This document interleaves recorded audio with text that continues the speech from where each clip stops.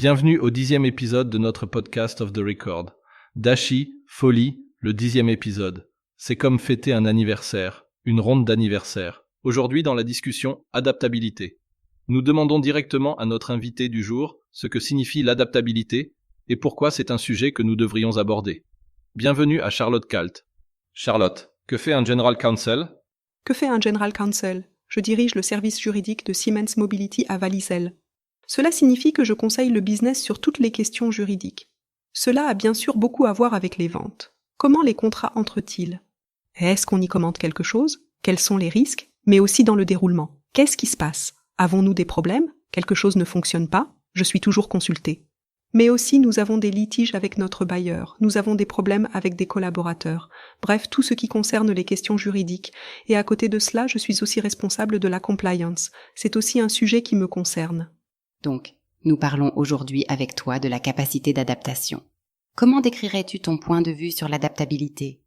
Bien évidemment, il s'agit d'un terme très vaste que l'on pourrait certainement définir avec précision. On se voit demain matin et on sera toujours assis là. Je pense que c'est vraiment la capacité à réagir de manière flexible et efficace au changement. De réfléchir à une solution créative, différente peut-être, trouver quelque chose de nouveau. Je pense qu'il faut savoir réagir rapidement à quelque chose. Je pense que la capacité d'adaptation a beaucoup à voir, surtout de nos jours, avec la rapidité. Cela a à voir avec la capacité de trouver d'une manière ou d'une autre ce qui est pertinent dans les nombreuses informations qui nous parviennent, et à partir de là, prendre une décision. De prendre une décision sur cette base. Et quelle est la capacité d'adaptation d'un conseiller juridique ? Bien sûr, dire que le droit est le droit, il faut s'y conformer. C'est certainement le cas dans le domaine de la compliance. Je veux dire qu'il y a peu de gris, c'est soit noir, soit blanc. Il y a des lignes rouges que nous, en tant qu'êtres humains, mais aussi en tant que Siemens, ne voulons et ne devons pas franchir. Mais lorsque le domaine est le droit, je crois que nous pouvons faire preuve d'une grande adaptabilité. Personnellement, je considère que ma profession est très créative. Nous devons tous penser de manière créative. Je veux dire, regardez cette avocate qui est vraiment passionnée, créative, cela ne va pas du tout. Cependant, il est vrai que lorsqu'un client nous envoie un contrat, nous le lisons et nous nous demandons comment nous pourrions prendre des mesures pour réduire les risques. Pour que nous fassions quand même des affaires. Car en fin de compte, nous ne gagnons de l'argent en tant que Siemens que si nous obtenons des contrats. Et pour cela, il faut aussi accepter des conditions juridiques difficiles et faire preuve de créativité pour y répondre. Ce qui ne veut pas dire qu'il faut être créatif dans le sens où je fais quelque chose qui n'est pas autorisé. Chez Siemens, la ligne rouge est claire. Pourquoi est-ce un thème si important aujourd'hui, la capacité d'adaptation ? Je pense que le monde actuel nous a montré beaucoup de choses. Nous avons eu Corona, nous avons la guerre en Ukraine, nous avons maintenant la situation avec Israël et l'Iran. Je veux dire qu'il y a des changements permanents, et je pense que ce n'est pas comme si ce n'était pas le cas avant. Je veux dire, quand j'ai commencé à travailler, je n'ose presque pas le dire, il y avait encore des machines à écrire. Je veux dire que tout cela n'existe plus aujourd'hui. Avant, il était également nécessaire de s'adapter en permanence, mais je constate une nette augmentation de la vitesse et de la quantité de sujets auxquels nous sommes confrontés. Nous évoluons dans cette ère FUCA, un terme familier à tous. C'est ainsi, nous devons opérer des changements. La numérisation est sans aucun doute un sujet d'importance capitale, surtout aujourd'hui, avec l'essor de l'intelligence artificielle, IA. Je pense simplement que tout s'accélère de plus en plus et que nous devons réagir rapidement. Et c'est aussi exceptionnellement excitant. Peut-on s'y opposer ? Non. Pourquoi le devrait-on ? C'est génial. Je pense que pour tout, je veux dire qu'il y a des changements positifs et négatifs. Et mon changement positif, nous le trouvons tous très bien. J'étais tout à l'heure au 4e étage et j'ai vu que vous aviez une nouvelle machine à café. C'est génial. Il y a du nouveau lait d'avoine. Ouah, c'est super. Nous sommes tous contents. Supposons que ce soit le cas. Puis, il y a les changements négatifs. Oh non, efface n'est plus efface. C'est maintenant Cronab, pour l'amour du ciel. Maintenant, je ne trouve plus tout ça. C'est négatif pour le moment. Il me semble qu'il existe des phases communes à travers lesquelles nous passons tous lors de ces changements néfastes. La première d'entre elles est celle « Non, je ne suis pas convaincu ». Efface et remplacer. Non, ce n'est pas possible. Ou Corona. Non, je ne le crois pas. Et la même chose pour l'IA. Je me souviens de la première fois que j'ai lu à ce sujet. J'ai pensé « Non, ce n'est pas possible du tout ». Jamais, au grand jamais, il ne peut répondre à une question sur une question juridique et donner en plus une réponse correcte. Ce n'est pas possible. Donc comme ça, non, ce n'est tout simplement pas possible. Et puis vient la phase suivante où l'on remarque d'abord que le cerveau, non, c'est déjà, Cela fonctionne vraiment bien. Ensuite, les émotions surviennent et disent « Non, je ne veux pas cela. Je trouve cela horrible. L'IA pourrait potentiellement remplacer mon travail. Comment puis-je gérer cela ? C'est extrêmement complexe. Je ne peux tout simplement pas accomplir toutes ces tâches. » C'est à cet instant précis qu'il faut entrer dans une certaine acceptation des choses. Ensuite vient la prochaine étape, l'étape d'éveil, où l'on réalise à quel point l'intelligence artificielle est incroyable. Elle est capable d'accomplir beaucoup de choses. Par exemple, elle peut traduire ma voix en français, même si je ne parle pas très bien la langue. Mais elle peut le faire, et cela représente, je pense, cette sensation de renouveau. Et ensuite, tôt ou tard, cela deviendra une habitude. Ce sera le dernier stade. Je pense que justement quand on parle de capacité d'adaptation, il est important que nous arrivions le plus vite possible à cette phase de départ et que nous apprenions et voyions que l'IA est super cool. Ça nous fait avancer. Bien sûr. Qu'est-ce que l'adaptabilité ? Qu'est-ce que cela signifie pour notre travail quotidien ou par rapport à notre travail quotidien ? Je me suis fait cette réflexion amusante ce matin. Je me souviens qu'avant, je savais tous les matins, je sais toujours exactement ce que j'ai à faire dans la journée. C'était toujours clair de là à là, c'est ça. Je n'avais pas non plus beaucoup de séances. Aujourd'hui, j'ai l'impression de ne plus faire que des séances. La plupart du temps, la première dure plus longtemps, la deuxième a déjà commencé. Et je pense que c'est tout simplement super important de commencer plus souvent. De vivre cette flexibilité et de dire « Tu sais quoi ? Je ne me demande pas ce que je dois faire aujourd'hui, parce que de toute façon ce sera différent. » Que l'on dise simplement que je ne m'accroche pas à quelque chose, que je l'accepte. Je suis à l'anticipation de changement. Et quand j'anticipe, je ressens moins de surprises et moins de surprises négatives. Et cela s'avère, je ne suis plus surpris et je ne suis plus autant négativement affecté. Alors, après cela, il me vient à l'esprit que je devrais normalement être en train de préparer un podcast. Mais à ce moment-là, je peux être peut-être trop excité depuis un quart d'heure, ce qui fait que je préfère me concentrer. Cependant, à ce moment-là, Gerd Scheller m'appelle pour me poser une question complexe. Alors ça fait partie du jeu, j'y réagis en quelque sorte. Je m'en accommode et j'essaie d'aller de l'avant. J'essaie de trouver une solution. Oui, c'est vrai. J'essaie d'aller de l'avant. J'essaie de ne pas me retenir par rapport au négatif, pour ainsi dire. Cela réduit aussi le stress. On se retrouve très vite dans des situations de stress, parce que ce n'est pas prévu. C'est quelque chose de indépendant de la complexité, mais je l'ai programmé différemment, planifié différemment. Et cela peut, selon les cas, augmenter le niveau de stress. Tout de même monter en flèche, absolument. Et je pense aussi, justement parce que tu dis ça avec le stress, c'est justement à ce moment-là que Gerd appelle et veut quelque chose. Ou ce matin, je ne sais pas, j'ouvre la porte du frigo et je jure qu'hier soir, il y avait encore 3 yaourts dedans, je le jure. Ce matin, ils étaient tous les 3 partis. Vraiment, et tous les parents d'adolescents, probablement plutôt des fils, ils connaissent ça. Puis, du jour au lendemain, ça disparaît. Et ce, avec mon yaourt. Et j'allais le manger ce matin. Et là, on peut bien sûr dire que je suis complètement stressée et énervée, que mon yaourt manque. Mais il m'arrive aussi de me dire, sais-tu quoi ? Je ne peux plus rien changer à présent. Je m'en contente simplement et je cherche à en tirer du positif. J'en suis même arrivée à penser que mon yaourt me manque. Tu ne devineras jamais. Juste à côté de Siemens, à l'arrêt du tram, il y a ce café italien délicieux. C'est pourquoi j'ai décidé de m'y rendre et de m'offrir un croissant. Je me suis simplement procuré un croissant comme ça. Et ce croissant avait véritablement le goût de l'Italie. Il m'a rappelé les vacances d'été. Et instantanément, mon humeur est devenue fantastique de nouveau. Je suis convaincue que même ce type de petit moment peut toujours nous apprendre quelque chose. Exercer sa capacité d'adaptation à petite échelle et ne pas s'accrocher à quelque chose de figé en se disant « Non, il faut que ce soit comme ça maintenant. Je dois manger ce yaourt. » C'est un exemple stupide. Désolé. Mais ça m'est arrivé ce matin. Mais plutôt de dire que je tire les leçons de ce qui est petit, ou alors je suis dans les embouteillages.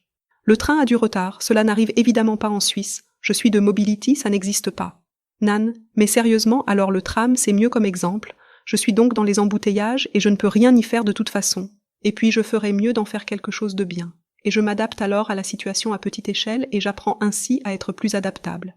Dans quelle occasion as-tu fait preuve d'adaptabilité pour répondre à un défi qui se présentait à toi ? J'ai déjà mentionné précédemment à Dashi que nous sommes en train de mener cette conversation en haut allemand et je considère les Suisses comme des experts en matière d'adaptabilité. Nous passons constamment entre le suisse allemand et le haut allemand, ce qui démontre leurs compétences dans ce domaine. C'est un petit exemple qui souligne l'importance de se rappeler que lorsque nous nous sentons dépassés, nous devons regarder en arrière et nous souvenir de toutes les réalisations que nous avons accomplies dans notre vie. Nous avons réussi à nous adapter à différentes situations, ici et là également.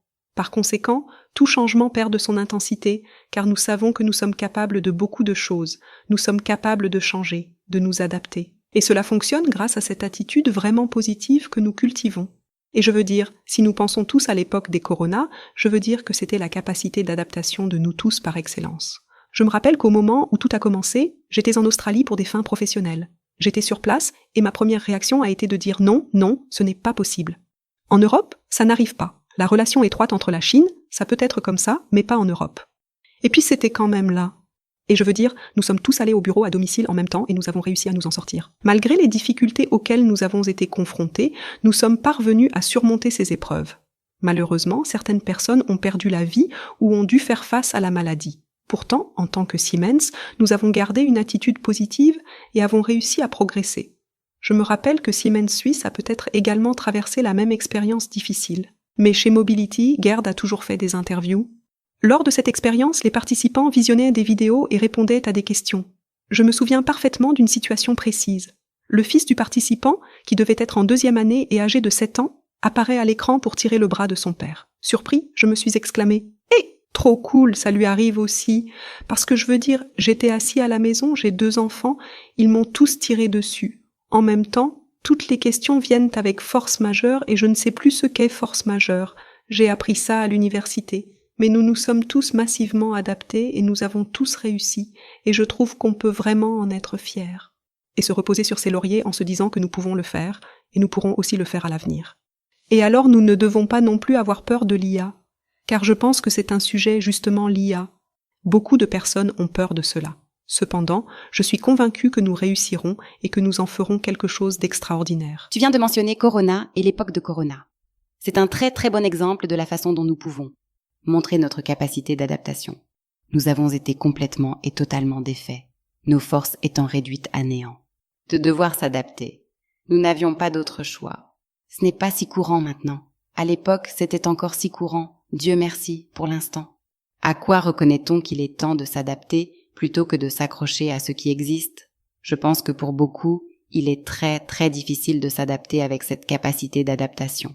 C'est bien sûr difficile parce que souvent on dit aussi « Pourquoi changer une méthode qui a toujours bien fonctionné? Nous avons toujours fait ainsi, ça marche toujours. » Et je pense que cela ne fonctionne que si nous nous remettons sans cesse en question et que nous nous demandons si c'est toujours vrai. Est-ce que ça marche vraiment? Est-ce toujours la meilleure solution? Et aussi en demandant régulièrement un feedback, en allant voir des collègues, en demandant peut-être aussi à l'extérieur de l'entreprise comment vous faites. Est-ce que c'est vraiment toujours la meilleure variante que nous procédions ainsi, oui ou non? Et on peut alors arriver à la conclusion que non, c'est toujours bon. Ou alors on se rend vraiment compte que non, ce n'est pas vrai. Et très honnêtement, quand j'entends de ma part que nous avons toujours fait cela, waouh, il est déjà trop tard, c'est juste impossible. Même si quelqu'un me dit ça, je ne m'embête même pas à essayer. Donc, si c'est un grand groupe, je ne vais même pas m'approcher de la personne en question et je lui dis directement « Désolé, mais pour moi ça ne fonctionne pas ». Quand on arrive à ce stade, c'est vraiment trop tard. Mais que l'on s'approche alors vraiment d'une personne dans un moment de calme et que l'on dise « Peut-être devrions-nous considérer une nouvelle approche et réfléchir à d'autres possibilités, car cette situation m'a laissé une certaine impression réflexive. Quelles autres actions pourrions-nous entreprendre ?» Que d'avoir des idées. Et puis peut-être aussi se mettre comme dans les chaussures de l'autre. Comment cela se présente-t-il de ton point de vue? Oui, nous avons toujours fait comme ça, mais le monde autour de nous a changé. Comment pouvons-nous, en tant qu'entreprise, contribuer? Devenir encore plus adaptables? À tourner. Je pense que nous n'avons certainement pas le choix. Nous devons être capables de nous adapter parce que sinon, à un moment donné, le monde a continué à tourner et nous ne serions plus là. Je pense que notre histoire a aussi montré que nous en étions capables.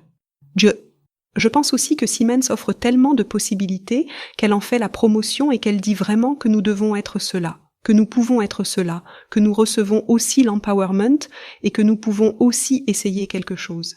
Hier, j'ai regardé cette page Hello et j'ai vu qu'il n'y avait pas d'heure d'apprentissage, que diable. Et là, j'ai pensé, ouais, cool, je peux à nouveau le faire sans avoir mauvaise conscience. Oh, j'ai déjà tellement d'heures d'apprentissage, peut-être que je devrais faire une pause. Je pense que Siemens nous donne tellement de possibilités et je pense que si chacun pour soi, chaque équipe pour soi, s'accroche et essaie de donner le meilleur et essaie aussi de temps en temps de sortir de la boîte. Penser hors de la boîte, alors? Cela se passe très bien, alors. G0. Nous pouvons le faire. Comment est-ce que nous pouvons y arriver en tant qu'équipe? Il existait autrefois un cercle de leadership, mais je ne suis pas certain s'il subsiste encore aujourd'hui. Je suis encore membre de ce cercle et nous nous sommes récemment retrouvés. Et nous avons, de façon fortuite, également abordé la problématique de l'adaptabilité et de sa capacité d'ajustement. Et quelqu'un a dit qu'il fallait que tu saches. Je suis d'avis que la complexité est très grande de nos jours et qu'elle dépasse bon nombre de personnes, de collaborateurs et de membres d'équipe.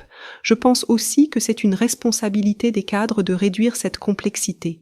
Nous ne devons pas tous la comprendre en détail et j'espère que Mario Fürst ne me reprochera pas cela, mais il n'est pas nécessaire pour nous tous de savoir exactement comment fonctionne l'accélérateur. Il suffit que je sache que je peux aller voir Mario et qu'il pourra l'expliquer soit à moi, soit à mon client. Ainsi, nous devrions vraiment prendre conscience de cela en tant que dirigeants. Vous n'êtes pas obligé de tout lire, ou que l'on dise à l'équipe. Je n'en ai aucune idée, je vais probablement recevoir un email supplémentaire contenant 10 nouvelles circulaires de Siemens. Cette pensée me fait réfléchir, je me demande pourquoi mes collaborateurs ne reçoivent-ils pas aussi le même email. Et ensuite, la question qui se posait, tu sais quelle était la réponse ? Cette semaine ou ce mois-ci, c'est à ton tour de parcourir ces circulaires et il est probable que 9 d'entre elles ne te concernent pas. Donc tu n'as pas besoin de lire ces 9-là. Cependant, quand une circulaire est pertinente pour moi en tant que personne ou pour notre service, la personne responsable en fait un résumé et la transmet. L'idée est de vraiment s'entraider les uns les autres et de soutenir également l'équipe. Je pense même que mes collaborateurs pourraient m'en convenir que les supérieurs sont un peu dépassés. Parce que nous aussi, en tant que supérieurs, nous nous battons pour gérer tant de changements. Je ne peux pas tout faire moi-même. Personne ne le peut. Et parfois, il arrive que certaines choses ne soient pas prévues. C'est un défi pour tout le monde. Mais nous sommes là pour avancer ensemble. Et se mettre à ma place et dire que c'est probablement un peu trop en ce moment, que Charlotte ne peut pas le voir. Puis, en disant réellement des choses depuis l'équipe, on peut dire « Allez, on va le faire maintenant ». On peut entreprendre cette action dès à présent et travailler ensemble pour avancer. Se soutenir et s'aider mutuellement. Je trouve aussi que ce n'est pas une histoire à sens unique. Si je constate par exemple que mon cadre supérieur est là, qu'il fait la grève et qu'il a donc un sujet à traiter, je ne peux pas me contenter d'un simple échange d'informations. Cela fonctionne dans les deux sens. C'est valable pour nous en tant qu'équipe ainsi que pour les collègues entre eux, bien entendu. Mais aussi dans les deux sens, nous pouvons nous soutenir mutuellement. Je trouve cela aussi très, très fort et très important. Charlotte, nous posons souvent la question à nos hôtes. Quel est ton super pouvoir ? Je connaissais votre tendance à poser fréquemment cette question, c'est pourquoi je n'ai pas l'air stupide. Hier, nous avons partagé un dîner avec plusieurs de mes collègues. À ce moment-là, je me suis demandé, quel est votre super pouvoir d'après vous ? C'est drôle. Tout le monde a dit quelque chose de différent. Alors j'ai pensé que cela ne m'aidait pas non plus. Quand je demande à mes enfants, ils me disent que tu peux lire sur le bout de mon nez si je mens. Oui, j'ai ce super pouvoir. Mais je crois vraiment que mon super pouvoir, c'est que je suis très pragmatique, que je suis vraiment capable de faire des erreurs. Il ne faut pas hésiter à abandonner certains choix et à avoir une vingtaine de solutions différentes, voire 80. La perfection n'est pas toujours possible. Il est essentiel de ne pas se surcharger, qu'il est important de faire attention à ne pas se laisser déborder.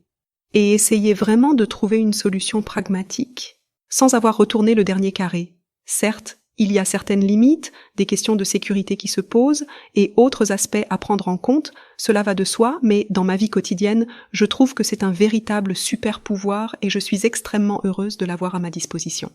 Quel conseil aimerais-tu donner aux auditeurs et auditrices ? Je suis moi-même une personne super curieuse. Je dois toujours tout savoir. Et je pense que la curiosité aide beaucoup parce qu'on est alors... On est intéressé, on demande automatiquement « Qu'est-ce que tu veux dire par là ?»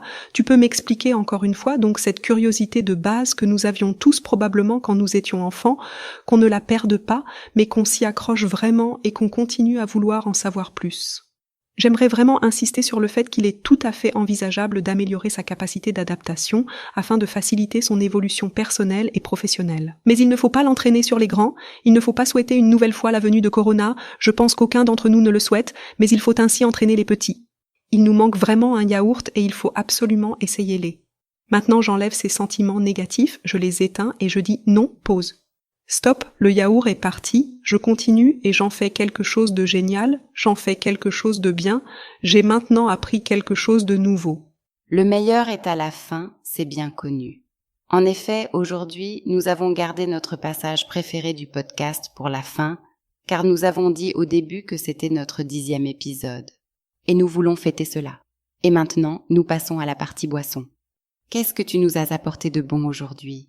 On m'a dit qu'il fallait apporter une bière, et pour être honnête, je n'aime pas trop la bière. Alors j'ai pensé, oui, la bière, la capacité d'adaptation, j'apporte une ginger beer, il y a de la bière dessus, mais honnêtement, ça n'a rien à voir avec la bière. Cependant, pour ceux qui ne sont pas encore familiers avec cela fait longtemps que c'est disponible. Il s'agit d'une sorte de boisson au goût très particulier, plutôt piquant d'ailleurs. Pour ma part, j'adore ça. On peut désormais en trouver partout et j'en ai justement apporté pour nous. Ce n'est pas du tout un problème pour nous, parce que Dashi et moi sommes très adaptables. S'il n'y a pas de bière, nous buvons aussi du gin ou de la bière au gingembre. De ce point de vue, très bien. Alors, trinquons. Nous avons une surprise pour toi, pour nous dans ce cercle. Je nous ai apporté quelque chose pour fêter le 10e épisode, comme il se doit pour un anniversaire. Et c'est ce que nous faisons maintenant. Nous échangeons encore un peu plus. En tout cas, c'était très très agréable de t'avoir avec nous aujourd'hui. Une super discussion avec toi. Merci beaucoup pour la personnalité que tu nous as transmise ici et pour ce que tu penses, ressens et penses aussi. Qu'y a-t-il dans le prochain épisode avant que nous ne nous précipitions sur le gâteau ? Dans le prochain épisode, nous parlerons avec Barbara Buchli de l'envie d'expérimenter. Nous espérons que vous nous écouterez à nouveau. À plus tard. À bientôt, au revoir tout le monde.